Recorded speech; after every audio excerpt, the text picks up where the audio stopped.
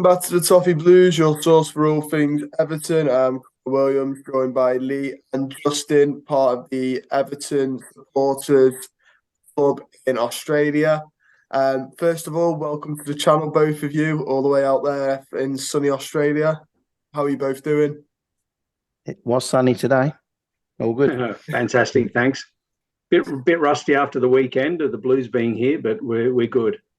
You could have given us about a week for our voices to recover. Yeah. And well, it looked like a good time from social media, and luckily the games were there were better results than we're getting over here from Everton, especially the last game. Seeing Anthony Gordon get a hat trick and stuff. Just tell me about the recent results then out in Australia. Talk to me about the Celtic one first, and then obviously the Western Sydney. Well, I'll jump in first. I mean, the Celtic one was a bit lackluster, to be honest. I mean, I think most of the players were probably jet lagged, and I heard Begovic was the worst out of the lot of them. But if it wasn't for him, we probably would have conceded a couple of goals. They were all over us, to be honest, and there wasn't really any shine outs of the players. But the best thing about it was we outsung the Celtic fans. There was 41,000 people there, and it was it was a great crowd. It was a great atmosphere. We had a good time, and for the Blues, the supporters in Australia and Sydney, and everybody flew in, by the way, from all over Australia, and we had a lot of people there from the UK as well, following the team. And most of it is being around fellow Blues, and we had a great time. We were constantly singing and having some fun in the sun. It was a boiling hot day, but the game was pretty poor, to be honest. They were all over us, and we couldn't string more than 4 passes together. The passing was awful. It was atrocious. But if it wasn't for Taki and a couple of the other guys, we could have been in big trouble. Justin.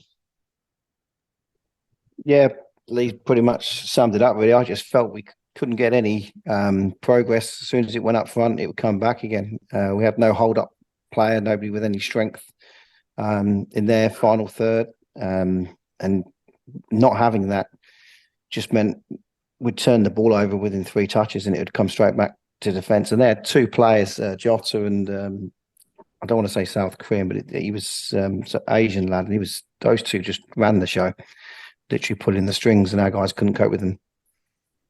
Yeah, I think it might be like Kyogo. That's it. Yeah, that was him. Yeah. Yeah. So obviously that one wasn't. It sounds a bit like some of the results, some of the performances we've seen this season in the Premier League. To be honest, the way you're describing it. The last game, though, a lot better, a lot more of a better game for the fans who are travelling, and obviously the Australian fans like yourselves. Talk me through that one then. Yeah, I'll let you go on that one, Justin. Yeah, I was fortunate enough to watch them train the night before, Tuesday night, and the 2 standouts in training were Gordon and, believe it or not, McNeil as well. Those 2 just seemed to be very sharp. McNeil was looking to shoot at any opportunity.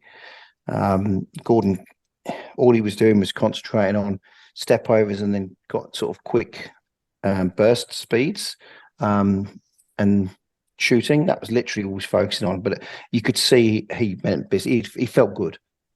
And I was pleased for him because I actually spoke to him for a short period Tuesday night, and he seemed not really up for the game. Very humble. Seems like a really nice lad. So really pleased. He's got the ability, and they just needed to add to those goals to his game. And the more we see of that, maybe that 60 million could be a snip. Yeah. Look, I mean, I thought we in the actual game we played really well. I mean, I was really surprised. I was really enjoying watching Everton play for a change, and utilising the wing backs. I mean, Taki was fantastic with his distribution. Patterson was really busy, on his side, and throwing in the crosses and everything else. And Decore was dominating midfield, but it's a reflection on the opposition as well. But not taking too much shine away from Everton. I mean, it was all in all. I mean, there wasn't really a player there that I could really single out to say, had a bad time. Everybody seemed to play really well, and even Mope took his goal quite well. It was a beautiful header. He buried that one, and Cannon was up front, ready for the rebound. So he took that really well as well. And as Justin said, I think Gordon was up for it. He was, we were watching it and just saying, you could see that he was all over the place. He was ready for anything. Players actually said, though, I think this is the difference between the other games that we've been playing, Premier League and even Celtic, is that Western Sydney Wanderers sat off them, which allowed us to actually play our game. Because I find 9 times out of 10 we don't play our game as well unless we're playing lesser teams, and that was. And when you take it to the extreme, which unfortunately Western Sydney Wanderers is that extreme, it showed, and it showed we're actually not a bad team. We just need to get that mentality, to be, to push from the start and early on from a Premier League game, and don't invite people onto us because, we've got great defensive stats, but that's because we invite a team to have so many opportunities, and it doesn't have to be like that. No, yeah, I fully agree. I think sometimes we're sort of our own worst enemies when you watch us play. Give me your thoughts on the tour overall then, and just the thoughts and feelings of how it went, how you felt when it was announced as well. Obviously, you've got a massive fan base in Australia. Tim Cahill being an Everton legend and Australia legend helps as well. Give me your thoughts on when the tour was announced and how you think it went. Well, I mean, we the Everton Supporters Club Australia have been, so we call ourselves the ESCA, and we've been formed probably 20 years now. We've got a massive fan base down here, and the last time that Everton were here was 2010. A lot of us are ex-Poms, if you want to call it that. Like we've moved over to Australia from the UK. I mean, myself and Justin obviously moved over when we were younger, and we followed the Blues all our lives, and it was to have them here was fantastic. Seriously, there was just an awesome buzz of energy and people enjoying themselves and constant singing, and we had a lot of events. Justin probably took up the reins a little bit more than probably the rest of us organising these events, but like 2 harbour cruises and maybe 3 or 4 pub events. It was just it was insane. Like we were really, really busy, and it was great to see Blues from all over Australia taking part in that. And it was there was flags flying, there was people walking in the streets with Everton shirts on, and constant singing and the trains, and it was wonderful to see. Justin, what do you reckon, mate? Yeah, and it's what was really nice, because I was dealing with all the venue managers. It was all the compliments after the event saying how great our fans were. The bar staff knew all the songs by the end of the nights. There was no trouble. They welcomed us back every time. They were coming up to me saying, when do you want to do your next event, kind of thing. Obviously the amount of money we drunk, because they moved the Sunday game was really supposed to be Sunday night for us, and they moved it to the lunchtime kickoff. So we were originally going to have the like a pre-game drinks and then go to the game. And although we were a bit annoyed for about 10 minutes that they'd moved it to the lunchtime kick, or just after lunch kickoff, it actually gave us the ability to sort of split the drinking up, which was probably a good thing. So we did a 10 till 2, went to the game, then we come back and did 5 p.m. onwards. And that way people could enjoy it either before, after, or both. But it gave it a great atmosphere as well. So, I mean, you can tell there's good people on our group when you speak to them over the, obviously online. But when you see them in person and have a drink with them, there's some great people, absolutely superb people. We've got a great fan base, and it just shows you what it is to be an Everton fan. It's not about supporting a club that's winning every week, or winning a trophy in the last 5 years, because that hasn't happened. You know what I mean? It's not about that. It's about being part of a club, and it really shone. And I think the club was saying to me they don't want to wait 12 years before they come out again. And that was part of our motivation when we did the events, is we don't want them to wait 12 years. But how do we do that? We've got to make everybody see that, we've got a good fan base here. Let's encourage people to get together, enjoy themselves, and potentially get them out again in a few years or whatever, maybe a pre-season tour. Yeah. One of the good things as well was, they brought Gary Stevens and Ian Snowden out with them. And a lot of the recent Blues supporters are, they don't know how good these players were in the 80s, and seeing them and meeting them and listening to the stories that we're telling, that, how we scored goals and how many games we won, and, the audacity of teams to score against us, is unheard of. Like these new supporters that are in their 20s and their 30s, I've never heard that before. So it was really good to see ex-players amongst the new players.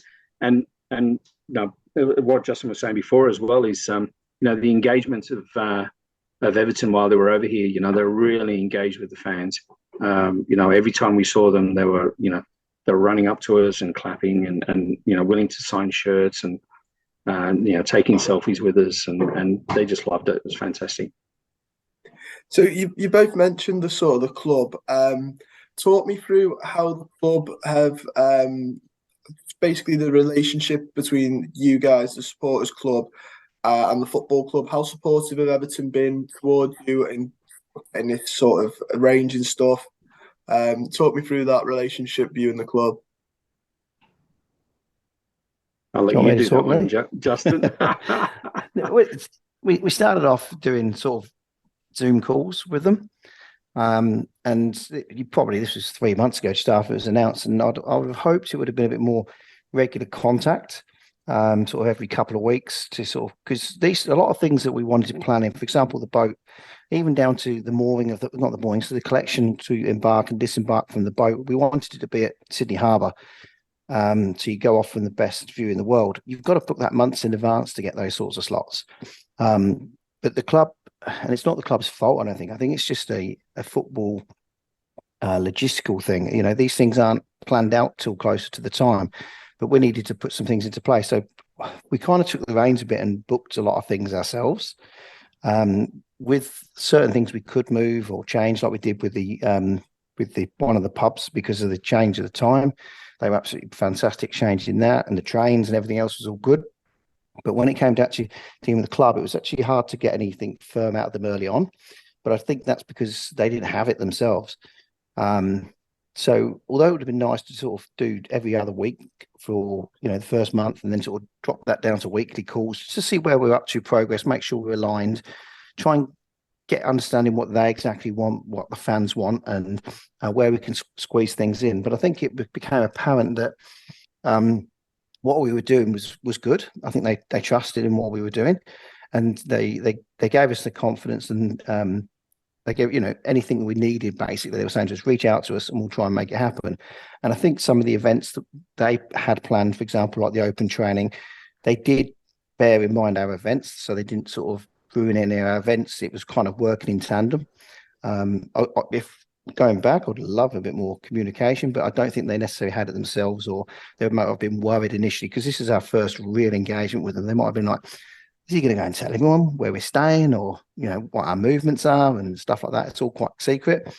Yeah. But it wasn't about that. It was more about getting the best outcome for the fans. But in all, as it moved on and on, they got more and more engaged and more open to our ideas, and we literally just ran with it. But they were great. I mean, they came to us with a couple of private sessions and things, which was open up to our members, which has really helped us, because obviously we were trying to engage our members as much as possible. So they were good, and they, even within the events, they were coming up to us saying, anything you need. Yeah. And we did keep quiet. I'll be honest, we kept quiet about an auction we were doing on the Sunday night. And Darren, Snods and Gary were at the event in the morning, 10 till 2, and they were about to shoot off, say 1:30 or whatever, before the game on the Sunday. And I caught Darren and Snods and said, "Are you coming back later?" They said, "No, I wasn't planning to. What's up?" I said, "Oh, we've got the auction." "What auction?" And I said, "Oh, we're doing don't tell Gary, but we're doing an auction with loads of shirts, and we raised some money for Gary Stevens charity, so we're going to give it to him. Like, we didn't know about this, so they hadn't obviously planned for this. So I had to go and speak to the club, and they said, no problem, leave it with us, we'll get them back down here this evening. So they sent them back down at 7 o'clock. They did the auction for us, which was just added to the event, I think. And it was a fantastic event. So what we initially thought about donating $3,000 to $5,000, we ended up raising $10,300 for Gary Stevens charity. We presented it on the night. Everyone paid on the night. We transferred on the night, just so it's all tangible, and it's just fantastic. And Darren commented, actually, we did an event Monday night on the England game, and he did a pre-chat before the game, and he said, I've been to a lot of auctions. He said that was just unbelievable. Never seen anything like it. So yeah, for the club itself, and the ambassadors for the club were an absolute testament to the fans, because they did want the best for the fans, and it showed, and it was great. No, spot on. Yeah, can't really add much to that. He hit it nail on the head. Talk a bit too much. No, it was perfect. No, it was, yeah. The auction on the night, it took my breath away, to be honest. I didn't expect it to go as well as it did. And what you meant was you cried, Lee. You cried. No. I had sore eyes from singing so much and drinking like all day long. But no, we had a word on the side, like what are our estimations here, and it just blew it out the window. And it was fantastic. Everybody was singing and carrying on, and it was next level. And that's a testament to the fans and how much they love the club, and how much they love the players. Well, it's lovely to hear that it went so well, and that the club gave as well once they were over there. It's nice to hear. You mentioned events. You mentioned the sort of cruise as well, and the open training sessions, as well as the auction. Were there any other events? Just to give us a run through of what a day looked like in the schedule for you guys when Everton were out there. They did a breakfast as well. So they invited Snods, Gary, Darren, and a couple of players, but they put it in on the Friday. So a lot of people wasn't flying in till the Saturday or even the Sunday, but definitely not many before the Friday. So the Friday we had Tarkowski and McNeil, I believe it was, wasn't it? McNeil, yeah, it was McNeil. Yeah, I think it was. I wasn't there, but I did see the pictures. So they came down and joined, I think it was between 40 and 60 guests at a venue for breakfast. Apparently that was superb, laid out really well. They really enjoyed it.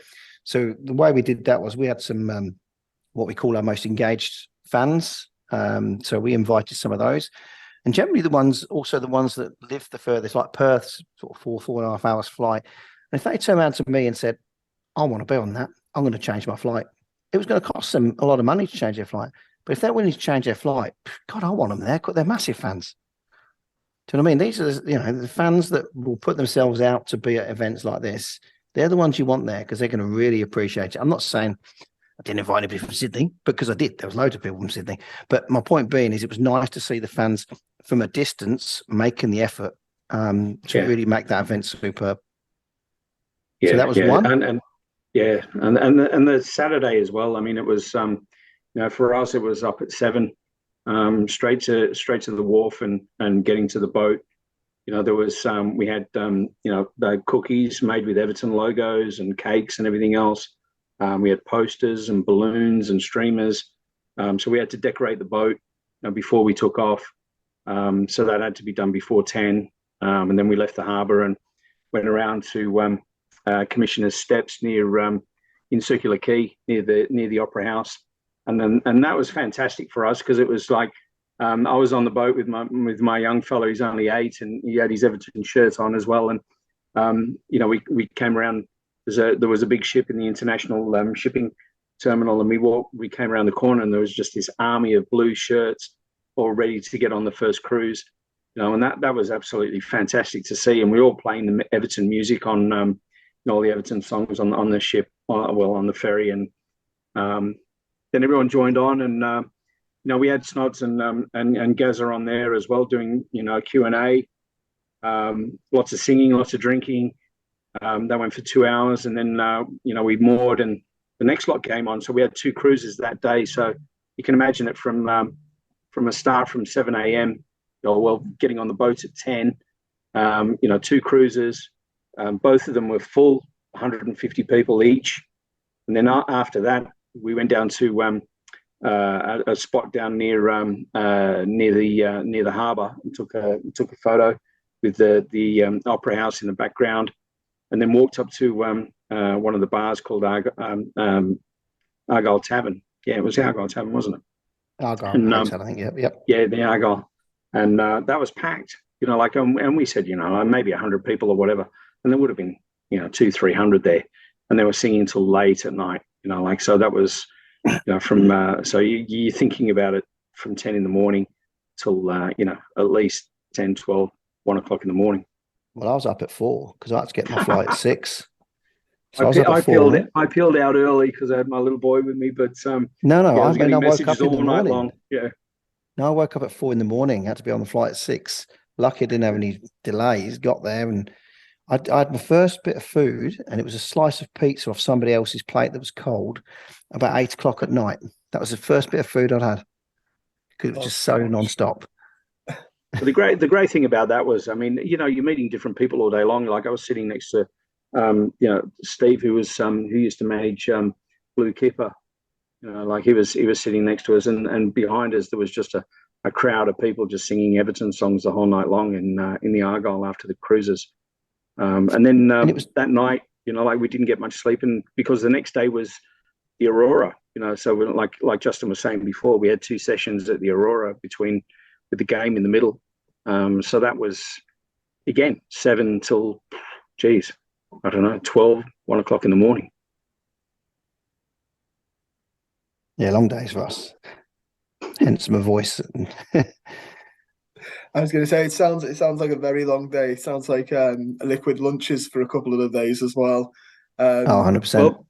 Well, it's funny. One of the bar staff said something like, "I've never changed kegs so fast and so often since I've been here." And she'd worked there for quite a few years, so the Aurora was just pumping. Yeah, they said to me at 1:30 before we were going to the game, the owner or the GM of the bar said to me, "We're running out of beer." I said, "Mate, you've got 2 things." I said, "You've got 2 things to do. You've got 3 hours to do it. You top up on beer and you double the bar staff." I said, "Trust me, we'll make you money. Just make sure they're served and drinking quickly." I said, "You've got 3 hours." And I was texting him throughout the game, in the Celtic game, saying, "Have you sorted it?" Yeah, I'm sorted. Just to make sure, because that's what I was thinking of. Make sure they've got enough beer, make sure they've got enough bar staff. Thing is, it wasn't that. The main issue when we got back was we didn't have enough room because that actually stopped people coming upstairs. It was packed. Oh gosh. Well, it sounds like the bar staff are going to be, well, the bar manager will be grateful in the end of the night then. Obviously you mentioned about the club saying they don't want to wait another 12 years ideally to come back. My final question was going to be about your it's going to be your overall thoughts, but I also wanted to ask about the future as well. I take it you guys are open to the club coming out a little more frequently. Just tell me a little bit more about the conversation you have with the club and how you go about it forward. Would you just go to the same pubs after this weekend? How would you go about it in the future? I think the invite came from the club. From the promoters. I don't think it was a case necessarily of Everton saying, "Oh, let's go to Australia." I think it sounds like they might have been invited by the promoter, from what I gather. So, but there's nothing to say the club can't put their foot forward to the promoters or alternative promoter and say, we want a pre-season tour or whatever. So, I'd hope that, but they haven't told us anything of that nature. But that's what I'd hope. Sorry, Lee. Yeah, no, I was going to say, we probably do the same pubs. Especially the Aurora. Shout out to those guys. We utilized them in 2010. And it's a 3 level space with an open air at the top. And last in 2010 they had all the flags hanging out the front, which looked fantastic, and they're quite open to that. And they gave us free reign. We're hanging posters up and bunting everywhere, and it was just they basically just let us run the show, which was great. So we'd definitely utilize something like that again. Well, that sounds hopeful for the future. My last question is your overall thoughts on it. Just tell me just how much it meant to you guys and how much you enjoyed it, basically. I'll start with you, Justin. Oh, superb. Absolutely. I loved it. And I'll be honest, I enjoyed the comments afterwards just as much as I enjoyed the events while I was in. It was great meeting the fans, absolutely superb. But some of the, to listen to some of the stories about what it meant to their people or to the kids that got involved in certain things, that's what does it for me. I remember being a kid and I'd have loved to have been close to Everton at some stage, as a 5 or 6 year old, but I lived too far away and my family wasn't really into football in that respect. And to hear it now and to be able to give those kids the opportunity, they'll remember that for a lifetime. Yeah, same. I mean, it was good to see so many fans. It took my breath away quite a few times of people that following Everton from overseas. Just saying, no, it's an away game, so they came all the way to Australia just to watch those 2 games, and talking to them and their families and the kids, and it was really special. Yeah, it was great, and I'm of the generation of seeing that '80s team. So to meet Gazza and Snods, to me was it was a personal special. That was the highlight for me. Is giving that check to them as well. Yeah, I think that was the highlight of the whole thing. Because that was, I take it Gary Stevens was just shocked as well when you said that. Darren said that they didn't know about it. I take it he was just absolutely blown away. Yeah, him and his wife Louise absolutely loved it. Because we kept it so quiet and we didn't think we'd get as much as we did. I've done a little bit for childhood cancer in South Australia, and I know they're not government funded. And I think they've also got some hindrance around sort of stem cell research, or also the way they get stem cell matches in Australia is different to the UK. In the UK, I think they take it from sort of swabs and things like that, whereas here I think it's via blood or something. It's completely much more involved here, so they don't get as many. And so if that can help, towards anything, even awareness, that would be ideal. Yeah, that's amazing, and but well done as well to both of you. It sounds like an amazing event, and the whole of the Everton supporters group in Australia sounds like an amazing event for the club, but also you guys, and obviously you guys did had to organise it, which couldn't have been easy. So well done on you both.